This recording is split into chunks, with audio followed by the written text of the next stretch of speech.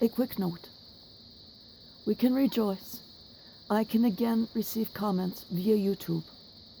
Feel free to comment on any video, but remember, these are public comments.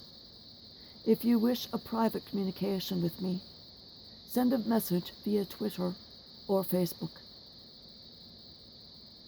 Our lesson for reflection today is on judging others with the forest growing in your eye. Improper judgment or inappropriate persons judging others. Now, and they have not a wooden beam in their eye, but the damn forest of iniquity.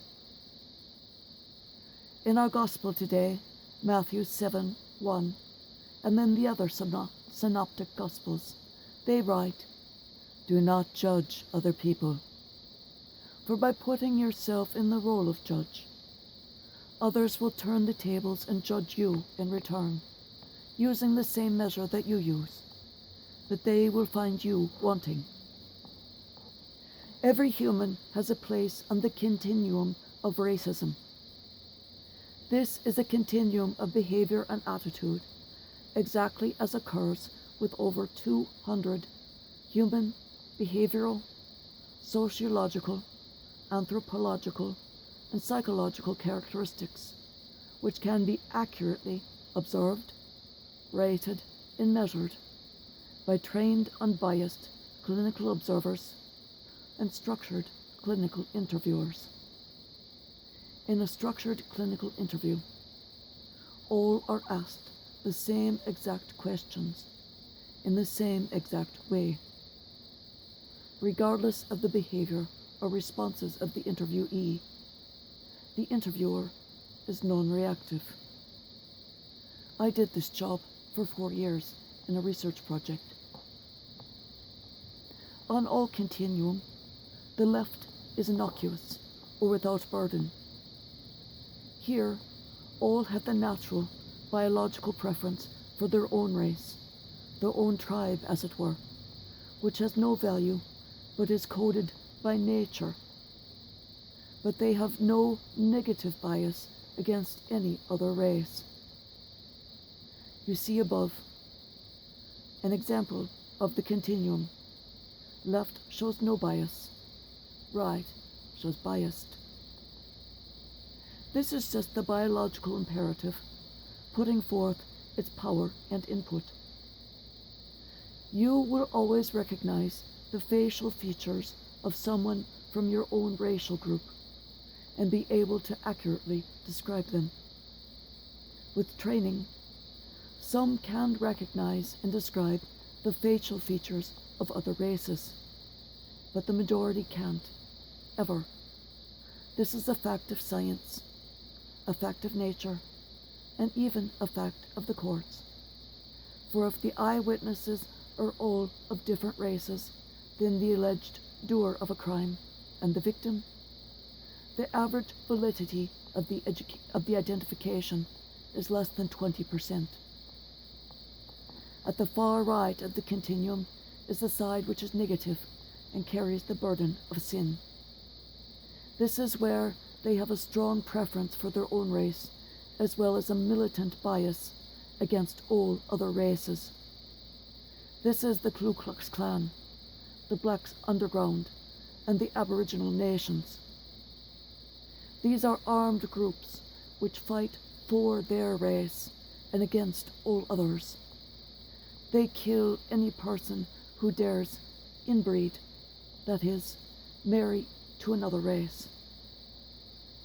The wooden beams and the forests in the eye today are those who are uncomfortable with being white, or with actually not being black or Latino or of another race of color, and burden all others by labeling them as racist because they are not having this same racial angst. That racial angst is, and of itself, pure, unadulterated racism. That is the forest growing in their eye, while they worry about the existence of biology in your life. When a human is uncomfortable with their status and some characteristic. They react negatively in opposition to that status.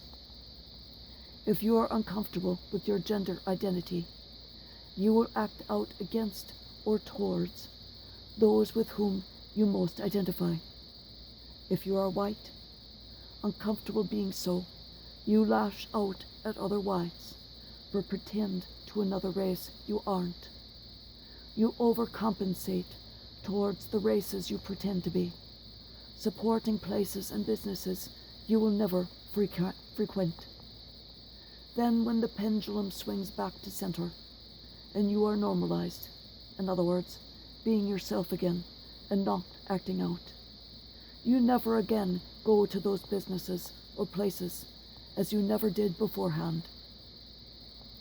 To support a business or place simply for it being black owned is the epitome of racism. This is deigning to give your dollars in custom to the blacks, just as the daring whites did in the South during the times of Jim Crow.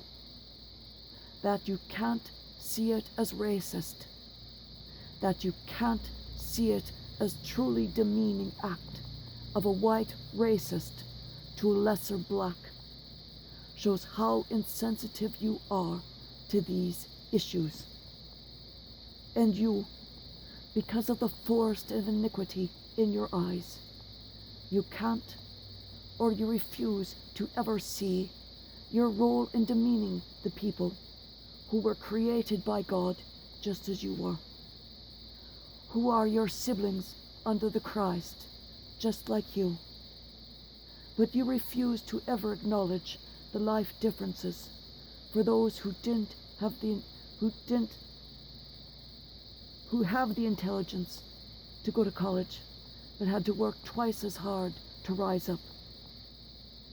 Just as us poor white women have struggled to push and pull our way out of that which held us down, the intelligent of the races fought similar battles, as well as their own race, saying to them, "You want to be white. Education don't make you white. No matter how much school you get, you still be black." If you are acting out, and keep acting out, and keep calling the regular, non-racist people racist, you will be adjudged by the same measure, and no return will be afforded you. The statements or judgments of racism against someone when they aren't, but you are, is actually bearing false witness, a mortal sin. If you are right of center on the racist continuum and don't repent and change, you had best grow accustomed to very hot, dark places now, for you will spend an eternity there. And on the end of days, when God adjudges you, will you be among the goats or the sheep? Time is short. Can you feel it? We must be ready to stand.